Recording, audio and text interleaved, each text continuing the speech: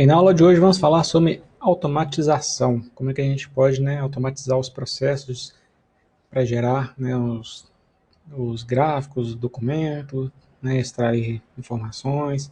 Nós vamos falar então de forma mais genérica, mais superficial, mostrar alguns exemplos. E quem quiser se aprofundar, vão ter algumas referências. Então vamos supor que a gente vai fazer um relatório onde a gente extrai dados de um determinado, uma planilha, alguma coisa assim, a gente extrai dados, faz alguma coisa, calcula e depois faz gráficos e extrai várias informações. Depois a gente então vai pegar esses gráficos, colocar no documento, preencher alguns valores de algumas coisas que foram obtidas. A gente já mostrou nos exemplos anteriores, por exemplo, aquela biblioteca do R, para gerar tabelas. Vimos exemplos como é que a gente pode gerar tabelas também a partir de um código. Então a gente pode automatizar essas coisas, para gerar as tabelas, gerar os gráficos, salvar cada um deles num arquivo e depois, na hora de inserir no documento, a gente dá simplesmente manda inserir o arquivo onde está a figura ou está a tabela. E aí, se eventualmente a gente descobre que nossos dados tinham algum problema, algo errado, ou alguma coisa na manipulação que a gente fez tivesse errado, basta a gente pegar e rodar de novo o mesmo programa. Então, vamos fazer scripts que executam essas tarefas, essa sequência de tarefas, gerando no final um documento. Então, esse é muito bom de ser feito usando, por exemplo, o Bash, o Bourne Again Shell, que é o shell do Unix, o interpretador de linhas de comando. O Bash ele foi escrito pelo Brian Fox, para o projeto GNU. A primeira versão saiu em 1989, tornando-se o shell padrão para a maioria das distribuições do Linux e para o macOS. Até 2019, para o macOS, quando a Apple passou a adotar o ZSH. O nome Bash é um acrônimo, que significa Born Again Shell, que é o shell então, que nasceu novamente, porque ele foi escrito do zero, para ser um software livre, GNU, com licença GNU. Então ele não poderia ter a inspiração em nada do que eram outros shells que já existiam. Então eles chamaram o Brian Fox para escrever o Bash, e justamente pelo um dos motivos é que o Brian Fox não conhecia os outros, a parte interna dos outros, como eles eram implementados. E então ele poderia criar um Bash, um shell do zero, sem ter inspirações nos outros, para não ter nenhum problema de licenças, de direitos autorais. Então, o Bash também no Windows também é possível utilizar, usando o Windows Subsystem. Tem também o Cygwin, quem quiser, e pode utilizar também máquina virtual e várias plataformas online também. A gente pode utilizar o Bash, como no Google Colab, Cocalc, em Jupyter Notebook, várias outras. Tem aí também uma referência para um podcast onde conta a história de criação do Bash.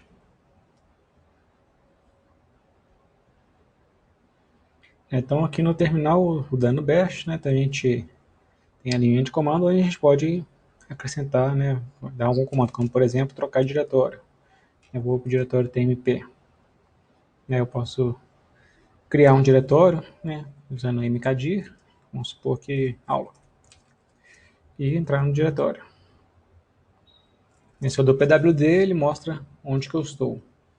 Eu posso criar um arquivo vazio, sem nada, vamos supor que chamar myscript.sh.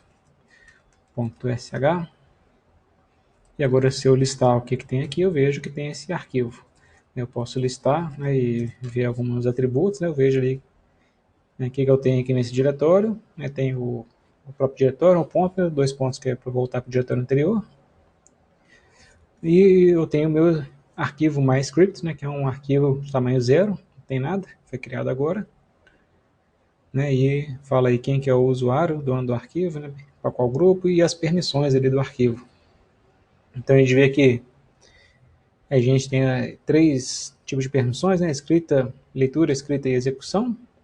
E essas permissões são para o usuário, o grupo e todos os demais. Então, esse arquivo está com permissão de leitura escrita para o meu usuário, para o grupo, no meu grupo, e para os demais dá permissão apenas de leitura. Mas se eu quiser mudar a permissão do arquivo, né, eu quero incluir a permissão de execução, então agora tem a permissão de execução para ele também. E no caso eu coloquei permissão de execução para todos os usuários, né? Então agora eu posso executar esse arquivo, mas não tem nada, esse arquivo está vazio. Então dentro desse arquivo eu posso colocar, né, alguns comandos, né, do bash, né, do terminal aqui para rodar na minha seção aqui do shell. Então eu vou editar esse arquivo, né, então a primeira linha do arquivo eu tenho que falar quem que é o interpretador. Então para isso eu uso essa sequência shebang, né, e falo onde que está, né, o interpretador aqui. Então no caso está no bin bash, onde está o interpretador do bash, né? Vamos supor se fosse um script em Python, aí colocaria ali /bin Python. Se fosse um script de Octave, né, /bin Octave, etc. Então vou fazer aqui, por exemplo, uma função, um script, né, que a única coisa que fala aqui é dar um hello, né?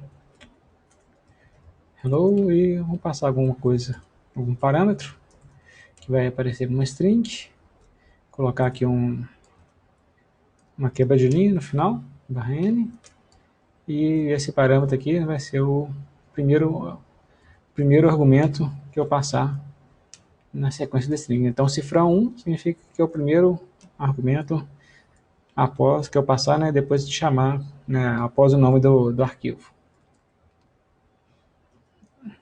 Então sair salvando, e aí vou chamar esse script, se não passar nada, imprime apenas hello, né, e se eu passar algum nome, né, hello world, então aparece hello world. Então qualquer coisa que eu colocar aqui, né, vai virar naquele argumento que o cifrão 1. Né? Então o cifrão 1 é o primeiro, né? Se eu tivesse outro, né, seria aqui o próximo, cifrão 2, o B ali. Né? No caso eu não usei ele. Então, não aparece. Né? Se eu quiser editar o arquivo e colocar o cifrão 2 também, né, vai aparecer.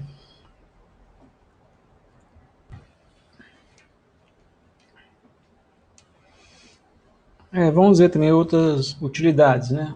Vamos supor que eu quero automatizar uma tarefa repetitiva. Então aqui nesse diretório eu tenho várias imagens. Eu vou mudar para esse diretório e vamos supor que eu queira converter essas imagens JPEG em imagens PNG. Então tem o comando convert, né, que eu posso, né, falar que eu quero converter a imagem 1, né, numa imagem com o mesmo nome e vai ser .png. Então eu posso executar isso para cada uma delas e converter. Então se eu abrir aqui as imagens, né, então essa aqui é a imagem 1, a imagem 1.jpg e a imagem 1.png. Mesma coisa, né? Só converteu. Se eu olhar aqui, né, está aqui as imagens. Eu vou remover esse arquivo, então PNG, e eu quero fazer essa conversão, né, de forma simples, né, para converter todo mundo. Tem uma forma de fazer isso, eu posso listar, né, vou criar uma variável, chamar de uma variável img as imagens, e vou listar, né, todos os arquivos .png,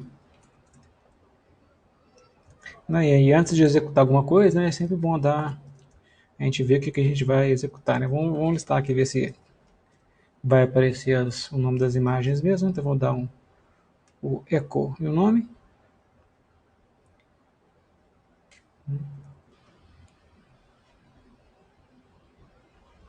Bem, então aqui eu troquei, né? Aqui é JPG. Então listou todos os arquivos JPG. E aí, em vez de fazer isso aqui, eu quero rodar, né, um convert, né? Esse arquivo JPG, né, num arquivo PNG. Então o que eu vou fazer? Eu vou pegar o mesmo nome, só que eu quero substituir o PNG, né, pelo JPG, aliás, o JPG, pelo PNG. Então vou tirar o final no JPG no final, vou colocar um PNG, vou dar o eco aqui, né, para ver o que são as linhas. Então eu quero exatamente essa linha de comando que eu quero executar, né? Quero executar uma linha dessa para cada arquivo. Então tá tudo certinho, então eu vou executar agora as linhas de comandos e aí geramos aí todos os arquivos PNG, né, conforme desejávamos.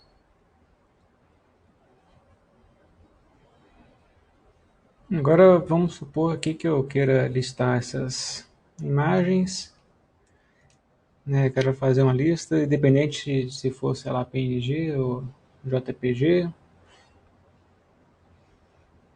Então vamos pegar só, sei lá, só o JPG. Depois a gente vê outro. JPG. E sei lá, vamos supor que tem essa lista aqui, eu quero...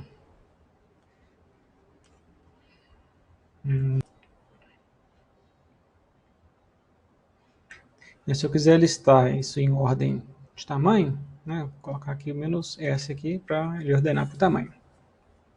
Agora uma outra forma de fazer isso, né, bom, é claro que uma forma não é, né, seria um pouquinho mais complicado, mas usando outras ferramentas é só para ver, né, como é que a gente pode utilizar outras ferramentas para pegar esses nomes de arquivos, os tamanhos e depois ordenar. Então vamos supor que eu fiz esse ls aqui e tem esse resultado, só que ele não está ordenado pelo tamanho. Então, vamos supor que eu quero agora pegar esse resultado que saiu na tela e ordenar. Então eu posso concatenar a saída com outro programa e tentar fazer isso. Então a gente vê aqui que a separação entre os campos ali geralmente tem espaço, mas tem lugar que tem um espaço, tem lugar que tem dois espaços. Se eu for usar, por exemplo, um comando que chama cut para cortar, né, separar os campos por onde tem espaço, vai ter esse problema, né, de ter espaços, lugar que tem um, lugar que tem dois. Então eu vou primeiro aqui usar o tr e vou falar para ele que eu quero que ele pegue as repetições de espaços e transforme as repetições em apenas um espaço. Então vou ter sempre aqui a separação de um espaço apenas entre os campos. E aqui eu vou usar o cut, né, falar que os espaços que separa os campos. Então, e depois que eu separando os campos pelos espaços, eu vou querer pegar, né, caso aqui o quinto, né, e o nono, pegar o tamanho e o nome. Então no final eu tenho isso aqui. Aí se eu quiser voltar até uma separação aqui mais amigável, né, vou usar o column, colocar um "-t", para ter um tab de separação. E vou usar aqui agora um sort para ordenar. Eu quero ordenar a ordem reversa e pelo valor numérico, mas é um valor numérico, né, que é de grandeza, tem, onde tem um tamanho de arquivo, né, pode ter o quilo, né, o mega, o não sei o que. Então esses são o human readable, né, então é com H. E vou colocar na ordem reversa, o R. Então tá aí o resultado ordenado. Então aqui nas transparências a gente tem alguns exemplos, né? E aqui tem uma lista aqui de alguns comandos úteis, né? O ls, o echo, o touch, todos esses a gente viu, né? O grep, que é para procurar padrões, depois a gente vai falar um pouco mais dele. O manual, onde a gente vê o help, né? De como funciona os comandos. Então qualquer um desses comandos eu posso dar um man, o nome dele. pwd, vim, cd, mv para mover um arquivo, rm, rmd, cp, less, o cat, os redirecionamentos, né? Então quando a gente usa o sinal de maior para jogar a saída para um arquivo, sinal de menor para ler alguma coisa de um arquivo, e o pipe, né, barrinha, que é o redirecionamento de onde a gente pega a saída padrão de um programa e joga na entrada padrão no próximo.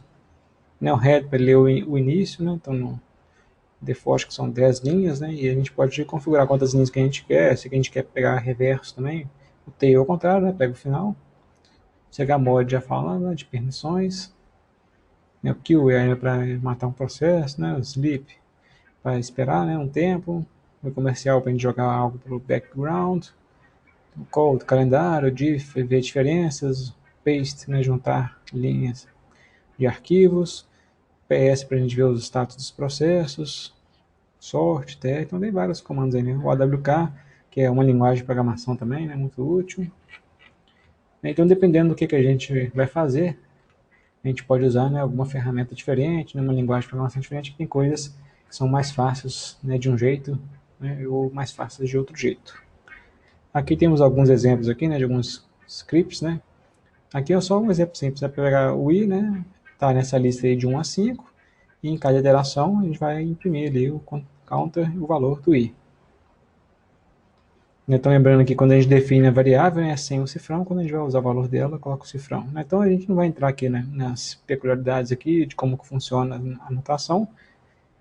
Tem alguns exemplos, geralmente os exemplos a gente reutiliza eles várias vezes, né, e várias coisas também vocês procuram na internet, né, vamos colocar como que eu faço para converter, né, vários arquivos, né, então, geralmente vocês procuraram vão achar alguma solução, né, onde o pessoal vai ter algum script.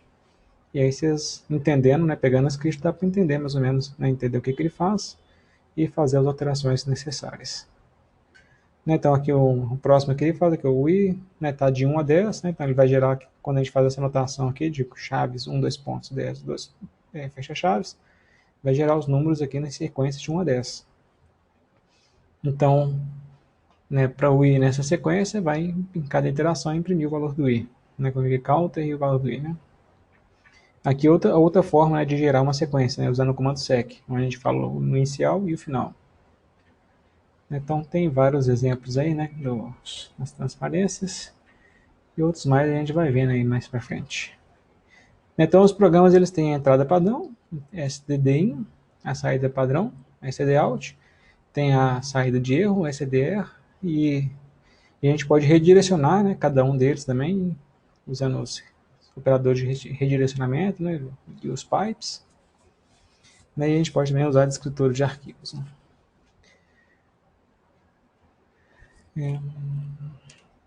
Aqui um exemplo simples, né, utilizando o SED, né, que é um Stream Editor, né, um editor de fluxo, para fazer, né, algumas mudanças no texto, né, de algo que está sendo lido, né, no caso aqui é um texto que está vindo do echo ali, né, poderia ser de um arquivo, né, ou de saída de um outro programa.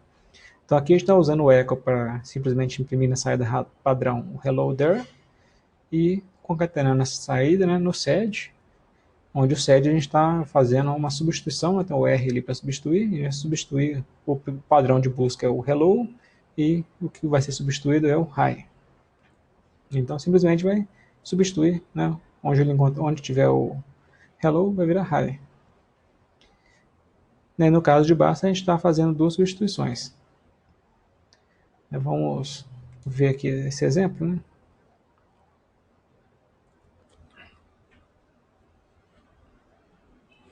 Então vamos executar aqui, né? Echo hello there. Se a gente dar só o echo, imprime na tela simplesmente. Vamos concatenar com sed, né? Hello, e vamos substituir o hello pelo hi. Faltou um L aqui, né? No primeiro, no echo, isso, pronto. E agora o resultado desse aqui, então esse comando tem nesse echo, está imprimindo hello there. Esse resultado, né, que está saindo na saída padrão, está sendo capturado, né, está indo para a entrada padrão do sed. E o sed está fazendo a substituição do hello pelo hi. E aí vamos usar de novo o sed, né, e substituir agora o there, né, por robots. Então pronto. Então esse era o exemplo.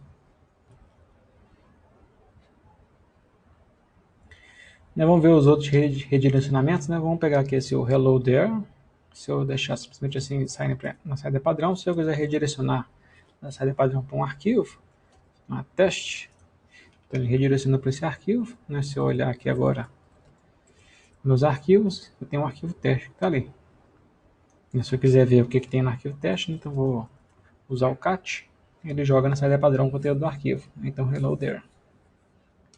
Então eu poderia fazer agora, vamos supor que eu pegar esse arquivo, aí eu posso usar aqui, né, o sed e substituir, né, o hello pelo hi. Então note que está na saída padrão, é claro que o conteúdo do arquivo não mudou. Então ele pegou o arquivo, jogou para a saída padrão, e a saída padrão foi capturada pelo sed, e foi feita a substituição do hello pelo high. Ou então eu poderia ter feito, né, de outra forma, né, poderia pegar, a gente quer usar o set para substituir o hello pelo high, e eu quero, né, ler a partir do resultado que está no arquivo teste. Então eu posso, né, usar o operador menor, né, para falar que esse vai ser a entrada para aquele comando. Aí aqui no final eu poderia, por exemplo, né, fazer o outro set, né, substituir o there, né, por robots. Robots.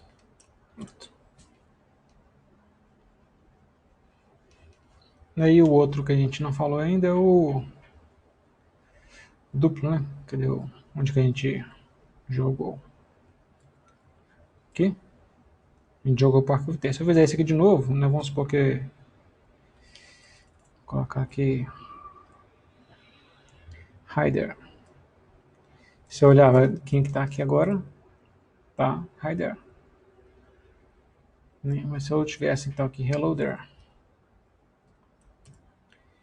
E se eu quiser acrescentar um Hider depois, né, eu posso fazer colocar esse aqui, maior. E agora o arquivo teste tem os dois. Então ele concatenou, né, jogou, né, e fez um append, né, adicionou no final. Então se eu fizesse isso aqui de novo, né, adicionou mais um. Então também tem esse outro operador aí. Então para a gente ver a automação, vamos ver aqui o exemplo que está no repositório da disciplina. Então aqui o repositório no Sheet, né? Então tem aqui um arquivo, tem o diretório modelo, onde tem um modelo aqui para o que a gente vai seguir, né? Então aqui eu organizei de forma que a gente tem aqui um diretório data, onde vão ficar organizados os dados, né? Então, sei lá, os arquivos planilha que a gente vai baixar, né? Se tiver, né, outros tipos de dados aí, né, que a gente vai extrair, sei lá, textos, outras coisas, né, vão ficar aqui. Nas imagens, vamos supor que então que a gente vai pegar esses dados, processar, fazer gráficos, aí todos os gráficos vão salvar aqui para organizar, né, salvar todo mundo aqui no mesmo diretório. Eu tenho um arquivo CRC, né, de source, né, para a gente colocar os códigos fontes, né, e os scripts, né, essas coisas aqui, coloca tudo aqui dentro. E eu coloquei um arquivo, um diretório CRV, né, de survey, para a gente colocar as coisas de pesquisa que a gente está fazendo sobre esse assunto, né. Então, para ficar as coisas organizadas, então, e aqui no diretório principal tem o nosso artigo, né, tem o artigo tech, então o documento principal, tech, o arquivo de bibliografia, que é o PDF que é gerado, e tem um arquivo de makefile. Nós vamos ver aqui que ele faz, né.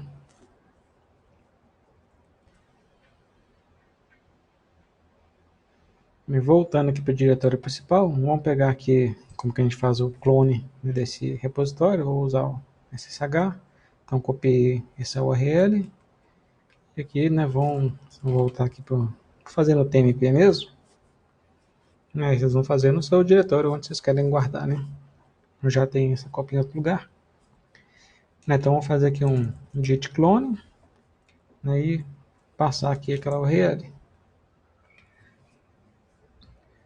Então fez um clone aí, né, do nosso repositório. Então se eu entrar aqui nesse diretório, os arquivos aqui, o readme, propostas, aquele arquivo modelo, o diretório modelo, dentro do diretório modelo, aqui os arquivos que a gente acabou de ver, tech, pdf, então, tudo aqui. Então vamos ver o que é esse arquivo makefile. Então esse makefile, ó, o conteúdo dele. Primeiro ali a gente está falando aqui, para gerar o arquivo PDF, a gente depende do arquivo tag, do arquivo bib e desse arquivo images.wordcount.pdf. Então são o que é necessário, né, os requisitos que a gente precisa antes, né, para gerar o PDF. E aí a gente tem, né, os comandos para gerar o PDF. Então para gerar o PDF eu estou usando aqui no caso o TileTech, um artigo com tech, depois o bibber do article, então são os comandos, a sequência desses três comandos. Esses três comandos são responsáveis por gerar o arquivo article.pdf. Só que para gerar esse arquivo, primeiro eu tenho que ter, né, tem que ter o arquivo né, o TEC, o BIB e essa imagem PDF. Não, o arquivo TEC, então eu só estou redigindo, ele cria o arquivo, está ali, então ele não vai reclamar, né, porque já foi ali criado. O arquivo BIB também. E o arquivo de imagem? O arquivo de imagem, ele é gerado aqui no caso de alguma forma. Então ali embaixo, né, a gente tem aqui como que é, né, o que é necessário para gerar o arquivo de imagem. Então aqui o arquivo de imagem, né, ele é gerado, né, para gerar ele a gente precisa é necessário ter esse script. Então o recurso necessário para gerar ele é esse script. Né, e aqui como é que a gente executa para gerar ele. Então a gente vai só executar o script.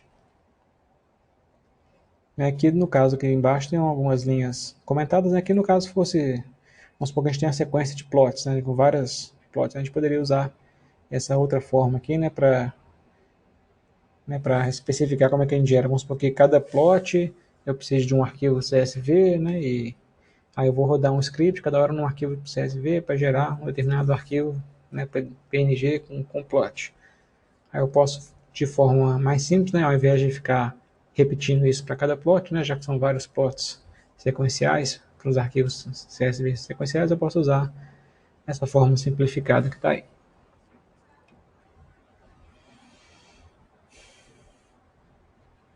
Então vamos ver aqui o artigo.tec.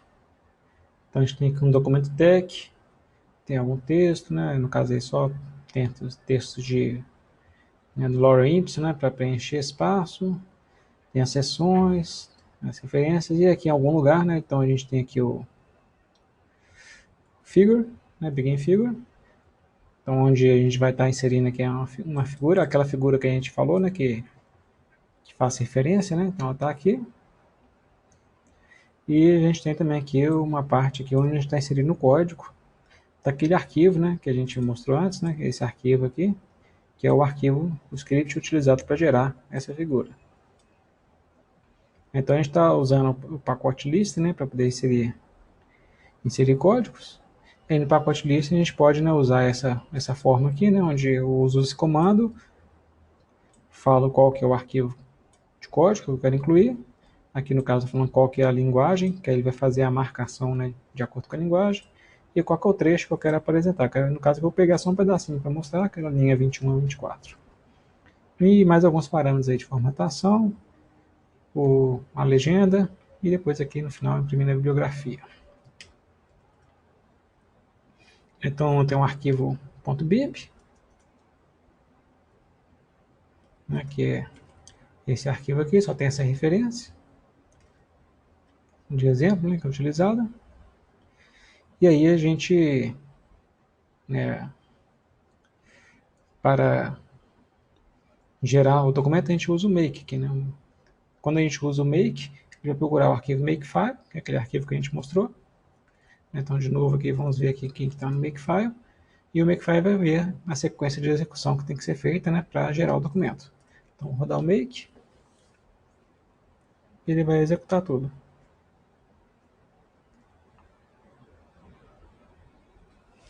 Então, executou tudo aí.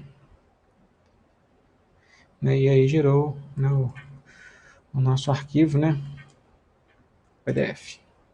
Tá aqui o arquivo, foi gerado hoje. Esse figura, que foi gerado agora também, né? Então, aqui os comandos. Na verdade, a figura já estava no repositório, né? Então ele não gerou, né? Quando a gente vê aqui no make, né? Ele verifica se já existe, né? Se já existe a figura, ele não precisa fazer nada, né? Então a figura já estava no repositório, né? Então não precisa gerar. Mas se eu remover essa figura, vamos rodar de novo, né? Então se a figura é necessária, então ele vai ter que chamar, né, esse script aqui para executar. Então vamos dar um make aqui novamente. Aí agora, tá vendo? Agora ele chamou o script. Tá rodando o script. E depois que terminar de rodar o script, ele vai rodar o restante, né, para gerar o PDF. Então rodou o ShelleyTech, rodou o Beaver e agora rodou o ShelleyTech novamente. Aí agora gerou, né, o nosso artigo aqui. O mesmo resultado, né? Nada mudou.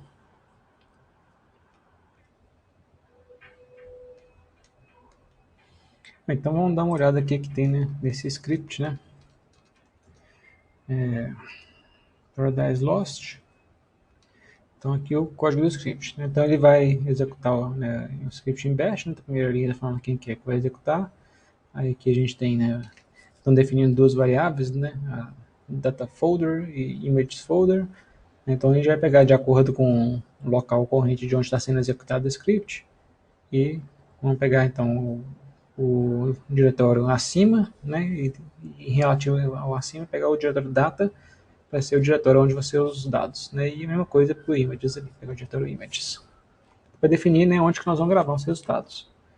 A gente tem então o local, né, onde nós vamos gravar aqui os dados e as imagens.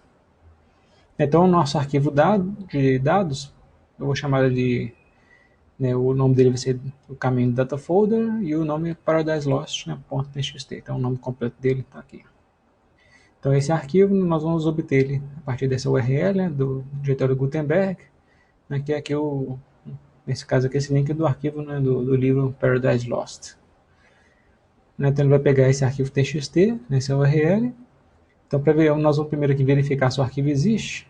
Se o arquivo não existir, nós vamos usar o wget para baixar esse arquivo e salvar ele com o nome que a gente definiu ali em cima, né, que é o Paradise Lost.txt. Então, baixar o arquivo, né, então, por que colocando esse if aqui? Porque se já tiver baixado o arquivo, não precisa baixar de novo. Mas se a gente for executar esse script novamente, né, se o arquivo já estiver lá, não precisa baixar.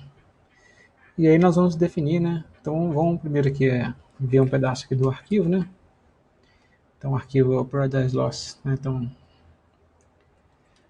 no data, né, o Paradise Lost TXT. Então a gente vê que esse arquivo aqui do projeto Gutenberg, então tem uma parte que no início que não faz parte do livro, né, em si, né, e aqui, né, onde começa efetivamente o livro. Começa então o texto do livro aqui e mesma coisa no final, tem as partes de alguns textos aqui de direitos autorais, não sei o que, né, outros textos que não fazem parte do livro, o livro realmente termina aqui. Então a gente só quer pegar, né, no caso a gente vai analisar a frequência de ocorrência de palavras desse livro, eu só quero pegar a parte relevante.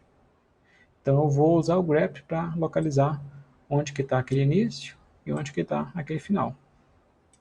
Então eu vou usar o grep, né, colocando "-n" para ele me retornar o número da linha, e aí eu vou pegar o número da linha. E depois eu vou, né, no caso aqui, incrementar mais um, porque é a linha seguinte, que é onde começa, né, e reduzir um aqui, porque é onde termina, é uma menos de onde encontrou esse string.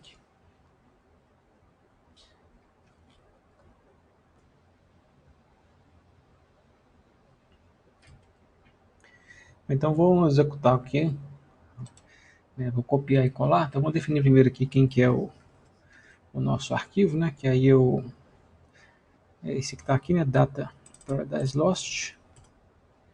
E aí vamos pegar aqui, né, vamos usar aquela linha onde a gente definiu onde que é o começo. Né, a gente lembrando que a gente acrescentou mais um aqui e o final, né, que é esse aqui, e decrementou um. Então agora eu posso ver aqui quem que é cada um desses, né, o start line, né, e o end line.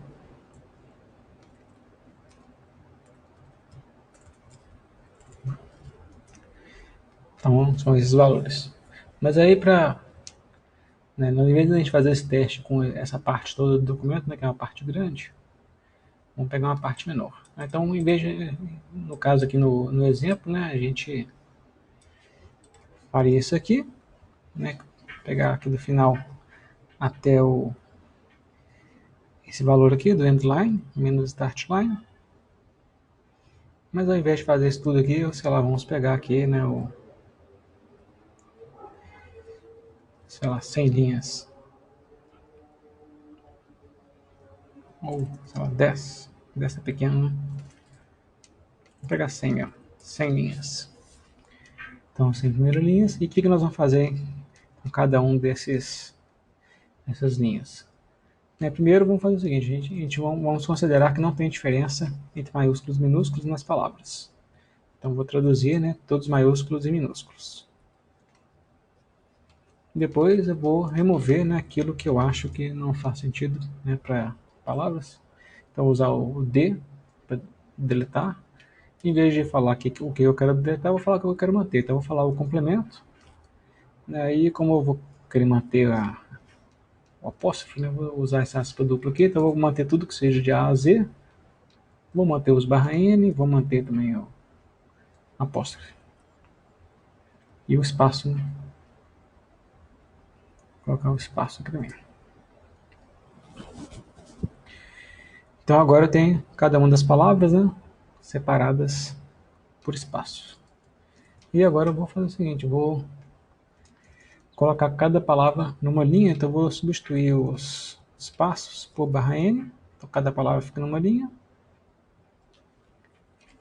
E vou remover, pode aparecer ali linhas em branco, né, não sei se apareceu ali em cima, mas se aparecer na linha em branco, vou usar esse aqui, o set, né, para localizar onde estão linhas em branco. Então esse aqui é o regex para linha em branco e o D aqui no final para apagar. Então entre barras o parâmetro que eu quero procurar e aqui que ele vai executar, ele vai deletar. Então o chapéuzinho é o início de linha, o cifrão é o fim de linha. Então uma linha que não tem nada, né, começa com início de linha e termina com fim de linha vazia. Vou apagar elas. Vou ordenar, então sorte ordena em ordem alfabética. E depois de ordenar, eu vou usar o unique, pegar ocorrências únicas e vou contabilizar quantas vezes cada um ocorreu. Então já tem aí as palavras, né, contar quantas vezes cada uma delas ocorreu.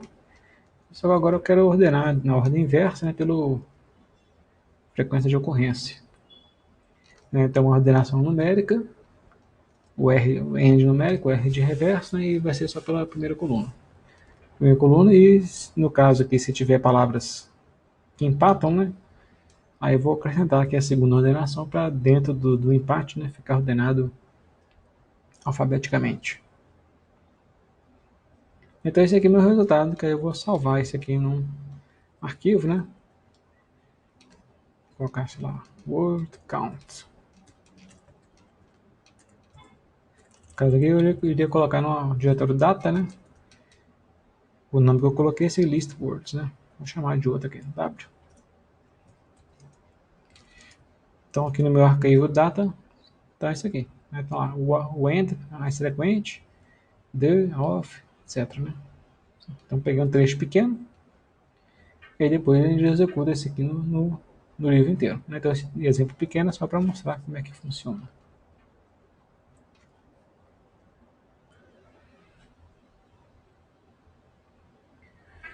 Então vamos ver aqui o arquivo, né? Como chama?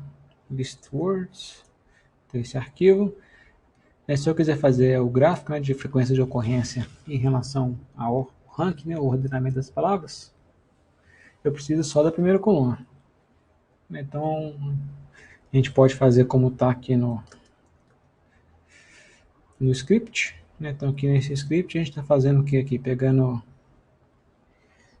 o arquivo, né? Esse arquivo, né, list word, que a gente deu o nome para ele aqui. Pegando esse arquivo e jogando na saída padrão. E depois eu estou pegando só o que é número, né? Apagando o resto. Aí eu estou considerando que, como no caso antes eu já apaguei, né? Já apaguei tudo que não era número, tudo que não era de A a Z, né? Então os números já tinham saído. Mas se eu tivesse mantido, né, considerado números como sendo palavras, né, tivesse manter os números, né, isso aqui não ia dar certo nesse caso. Nesse caso aqui não tem problema. Tudo que eu tenho, todas as palavras que eu tenho, é coisas que são apenas letras, né? Então a gente pode fazer isso aqui. E aqui depois eu estou jogando esse resultado por NL, que ele vai colocar o número da linha antes. Coloca o número da linha e cada uma das linhas. E a outra forma também, tipo, então eu poderia fazer aqui, né, pegar esse arquivo.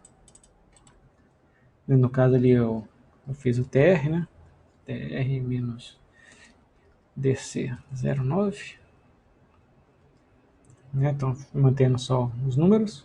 Ou então eu poderia usar, por exemplo, o AWK também, que a gente falou dele, né, e falar que o AWK eu quero que imprima apenas a primeira coluna. Se eu pegasse só a segunda coluna, seria essa, né? Então só a primeira são os números. Vou ter as duas opções. E aí depois, né, o que é feito? Então esse resultado aqui está sendo, né, está usando pipe aqui, né, para jogar esse aqui para o GNUplot. Então o GNUplot, nós estamos falando que nós vamos imprimir aqui um arquivo CSV, onde a gente vai ter aqui, né, nós vamos usar os dados da entrada padrão, né, por isso tem esse menos aqui. E nós vamos usar então a primeira e a segunda coluna, para ser o x e o y, e usando aí para fazer o plot com linha.